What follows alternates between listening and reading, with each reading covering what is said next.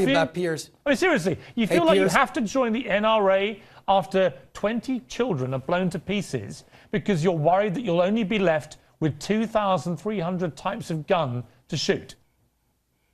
Hey, Piers, those children were blown away in a gun-free zone, so I think it's kind of silly to blame guns. The fact is, when a nutcase sees a sign that says gun-free zone, he knows he's got a free shot to kill people. So I'm not a big fan of gun-free zones either, by the way. Guns in the right hands protect people. Guns in the wrong hands should be taken away. We don't want guns in the hands of mentally ill people. But the NRA protects my rights as a law-abiding citizen to have a gun. Nothing wrong with that. Would you arm every school, every hospital, every church, every shopping mall, every single person that works in those places?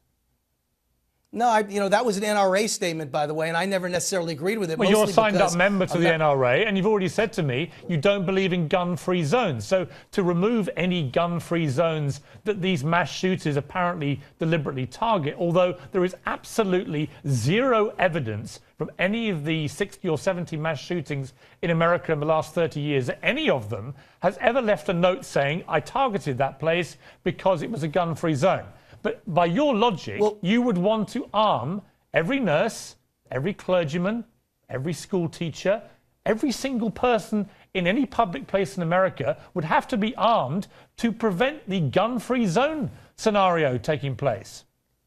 Not true, Piers. I'm a libertarian conservative, and what that means is everyone should have the choice to be armed. I don't want to arm anyone. I don't want to force anyone to be armed. I don't want to force anyone to be involved with guns who doesn't want to be involved with guns. I'm just saying you shouldn't force people to be disarmed.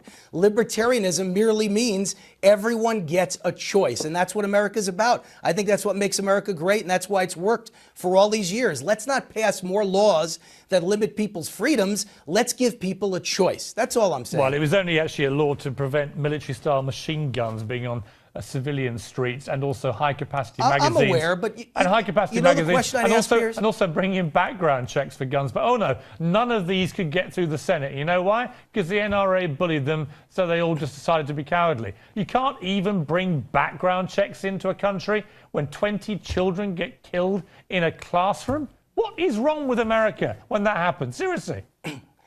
Well, you say what's wrong with America, but your home country of England has basically banned handguns in the hands of law-abiding citizens. And guess what?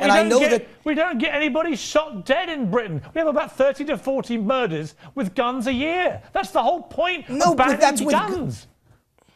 Piers, the point is that in England, and this is a stat not from Wayne Root, but it was the FBI and your version of the FBI in England, the statistics show that violent crime is over 3.5 times larger in England than it is in the United States, even though guns are banned.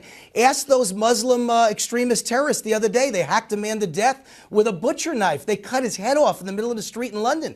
They didn't need a gun to do that. You could kill people any way you want. A rope will hang a man. A gun will kill a man, and so will a butcher knife. So I think it's silly to make guns the focal point. How many of those school children would have been killed if Adam Lanza had a rope at Sandy Hook?